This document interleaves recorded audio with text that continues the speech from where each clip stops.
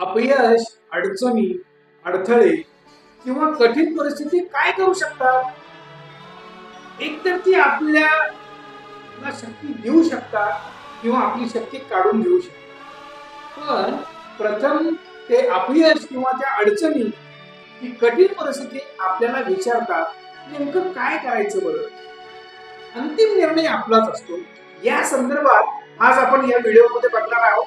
शेवटपर्यंत तुम्ही नक्की हा व्हिडिओ बघा. आपल्या मुलांसाठी थॉट प्रोसेसला, थॉट अलाइनमेंटसाठी अतिशय चांगला विषय आहे.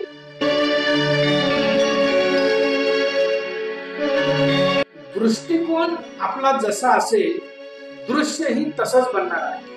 सुखस्य दुःखस्य नको पिदाता. एखाद्या घटनेमध्ये तुम्हाला खुश करण्याची किंवा दुःखी करण्याची शक्ती नसते. कोणतीही घटना असो, त्या घटनेकडे आपण स्वतःचा बघण्याचा जो आपला दृष्टिकोन आहे, त्या दृष्टिकोनावरच हे अवलंबून आहे की आपण या घटनेमुळे खुश होणार की दुःखी होणार, की त्याचा काहीच परिणाम आपल्यावर होणार. कोणत्याही गोष्टीला किंवा घटनेला तेवढंच महत्व किंवा किंमत असतं जेवढी आपण त्याला किंमत देत असतो त्या घटनेला, त्या प्रसंगाला. त्या घटनेचा अर्थ कसा लावला त्यावर आपली प्रतिक्रिया अवलंबून आहे. अतिशय साधा सोपा विषय किंवा हे जे 2-4 वाक्य मी आज तुमच्या समोर मांडली, अतिशय सोपी साधी आहेत असं आपल्याला वाटतंय, पण याचा आपल्या मुलांच्या लाईफवर किंबहुना प्रत्येक व्यक्तीच्या जीवनामध्ये अतिशय खोलवर परिणाम होत असतो.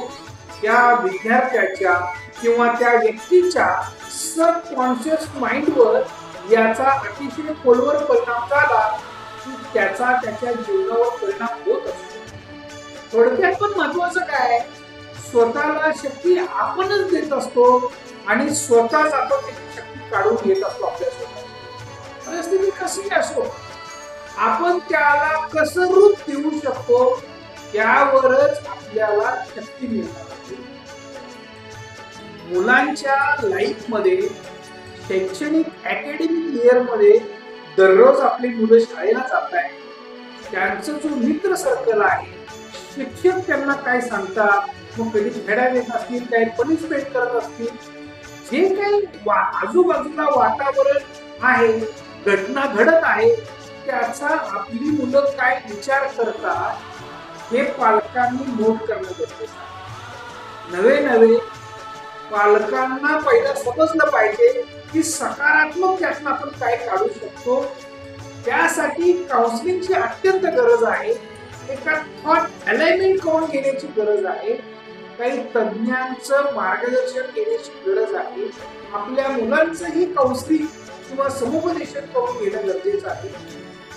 बाहेरची परिस्थिती बदलणं माझ्या हातात नाही. शिक्षण पद्धती किंवा शिक्षणाचा अभ्यासक्रम बदलणं माझ्या हातात नाही. माझ्या बरोबर बाकीच्या मुलांनी कसा व्यवहार करावा हे माझ्या हातात नाही. त्यातनं पॉझिटिव्ह विचार मी काय करू शकतो, अॅनालिटिक अप्रोच कसा मुलं डेव्हलप करू शकतात या संदर्भात विचार करणं गरजेचं असतं. कारण समोरच्या घडणाऱ्या प्रसंगाकडे बघण्याचा दृष्टिकोन आपणच निवडत असतो. त्यामुळं या घटनेचा परिणाम आपल्यावर काय व्हावा ही घटना ठरवत नसून आपणच ठरवत असतो. हे प्रकाश काउन्सिलर चॅनलच्या माध्यमातून मी जे वेगवेगळे विषय मांडत आहे, हनुमान चालीसावरचे विषय असतील, संत तुकाराम महाराज असतील, समर्थ रामदास स्वामींनी दिलेले काही विचार असतील, तरी हे थॉट्स मुलांना एक चांगल्या पद्धतीनं सकारात्मक विचार करण्यासाठी अतिशय मदत करणार आहे.